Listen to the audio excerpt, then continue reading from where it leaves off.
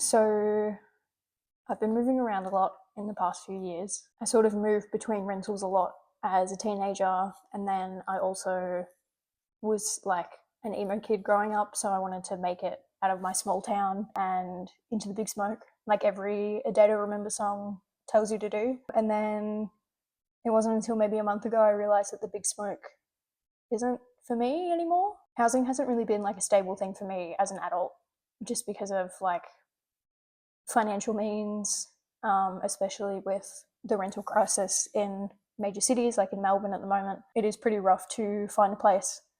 And even if you find it with housemates, the rent increases are wild. I have been priced out of a couple of houses. And then there was also a bit there where I was unemployed due to my health, and that meant that I couldn't find another rental. Very lucky that I have family that support me when I can't find a rental and like I can't live independently for whatever reason.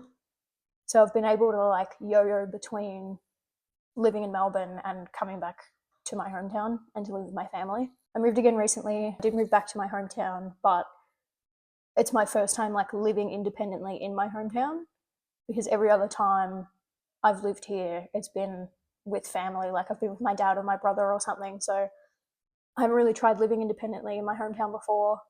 I'm kind of interested. It's kind of like a little experiment, like to see what it's like, I guess, and if I like it. I've only been here for like a few weeks, but my nervous system has already like chilled out. I'm obviously still going to visit friends that I have in Melbourne. Like I've built up a pretty decent support network up there as well. But when I'm like really struggling and I'm in the depths of like mental health problems or chronic health problems, I do rely on family more for that, just because it can get quite ugly at times. Like if you have chronic conditions, you sort of know it can get a bit rough. So it's easier for me to rely on family for like the ugly stuff.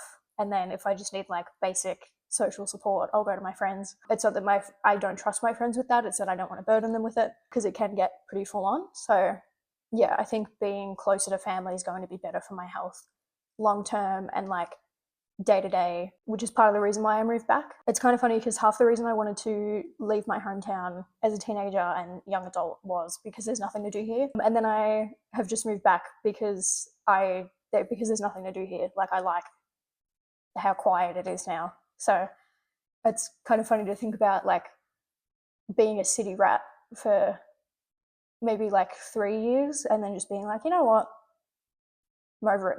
Plus, there's like still stuff to do here. It's just like going out for dinner and like chilling out. You know, it's nothing crazy like the hustle and bustle of the city where you've got clubs and bars on bars, and like I sort of want to get away from drinking a little bit as well. Like I feel like, and I've felt this for a while when I lived in Melbourne, is that it's not that I don't have control, but I'm more susceptible to say yes to going out and drinking because everyone else is already doing it.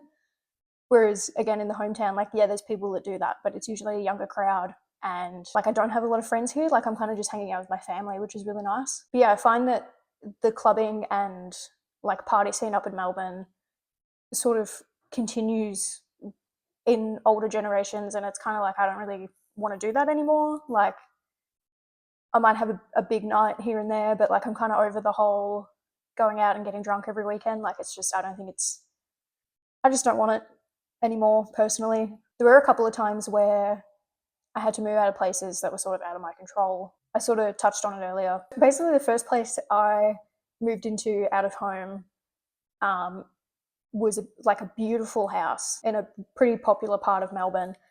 And while it was really pretty, there were also holes in the floor, basically. And if you stood at like the edge of my bedroom, you could feel yourself like tilting. So structurally, it wasn't great, but it was like it was beautiful though. Nice backyard. I only lived there for maybe like 3 months because then the landlord was like, hey, I'm selling, which was really frustrating because it's like, why did you let me rent here then? So then I had to move with one of the other girls I was living with, and we're still friends today. She was awesome. Like, I got really lucky because I found her on like one of those Facebook housing groups. She's actually really cool, like really chill. I got really lucky with my first housemate. I have heard horror stories of people that move out of home for the first time and they never want to live with people again. I've lived in like 6 different properties in the past like 2 years. So if anyone tries to tell you that the housing market or like the rental crisis or whatever isn't real, or oh, it's easy, just apply for a place, it's like it's not. it's not that easy anymore. Yeah, so me and this other girl, after we got kicked out of our rental, we found a new place, which was perfect. It was just like a 2-bedroom unit. Yeah, it was all going really well. And then I got COVID, which flared up all my health problems. And then I lost my job. And then I think within that same month, we also had someone move in next to us who was unwell and would bang on our doors and windows with threats and stuff. And then, like, the landlord or like the real estate agent just like wouldn't do anything about it. And like we'd call wellness checks, all that kind of thing. I understand there's only so much you can do sort of in that situation, like as a professional. I wasn't at the point in my life where that was something that I could deal with on a daily basis. So her and I decided to move out, but she moved out on her own, and then I couldn't get into another share house because I didn't have a job. And every landlord wanted to see an employment income, and I didn't have it because I couldn't work. So I ended up moving back home. Yeah, so I moved back home, and then I went out again into another share house. The house was great. The vibes were good. I moved in with a friend. He's brilliant. Like, no complaints there. I think we had a really good time. I had a good time. I had fun. But then, yeah, rental increase came and I couldn't pay it anymore because I was still unemployed. In retrospect, probably not a good idea to continue to move out while I didn't have a job. But I think it was just like at the age or the point of life I was in where it was like, I just need independence. I want to be able to move around and like go out and go places whenever I can, because I wasn't driving at the time either.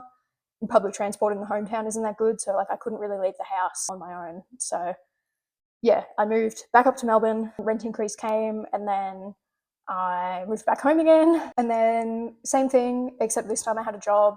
I wasn't working much though, but money sort of wasn't the problem with this share house. I moved in with a like really close friend of mine, which I think was not a good idea. People tell you not to live with your friends. I think you can live with friends that are like not super close. Like I lived with a mate before and it was fine, but like we weren't besties, you know? So don't move in with your bestie. It's a bad idea. We have fallen out since then. That was the last house I was in. And it was sort of just at a point where it's like, I don't want to live here anymore. Aside from the friendship fallout, it's just not a prime location for me to be in because there was a lot of traffic noise and I was struggling to sleep. I wasn't able to relax or like switch off because of all the noise that would be outside our window. And it was impacting my health, not being able to sleep. So I think that's also part of the reason I wanted to move back to my hometown, is so I can actually like sleep through the night because there's hardly any noise here. There are a lot of factors that led to me leaving that last share house. And now I'm here, back in my hometown at 25. I am here out of choice this time, as opposed to not being able to live sustainably and then having to go back home. I'm sort of able to live independently now, but still around family. So I think this is just where I need to be at the moment. I'm already feeling a lot better. I don't know what the future holds, obviously. I don't know how long I'm going to be here, both in the area and in this place. I don't know if I'll move back to Melbourne. I don't know if I'll move somewhere else. Like, you just never know what's going to happen. So right now, though, I think I'm in a good place. This is why I have been away. It took me like a month of house hunting to find somewhere, and then obviously like packing and moving house is so stressful that it was like I wasn't in the mood to film. I wasn't having fun filming. I was just stressed, and it's like I didn't want to add anything extra to my plate at that point. I'm feeling much better now, obviously. I probably feel the best that I've felt probably since I was 22. So this is probably the best I've felt in like 3 years. Hopefully this was like interesting or helpful. Maybe you've been thinking about moving out of the city. I've been seeing a lot of people moving back to their hometowns and moving out of major cities. Like, I've seen YouTubers that I watch are moving out of London. A couple of my tattoo artists that worked in Melbourne are moving interstate back home. I just think, I don't know what is happening. Maybe it's like a recession indicator or something. I know that gets thrown around a lot, but this might actually be it because people are getting priced out of their homes. So yeah, hopefully it was helpful or just interesting.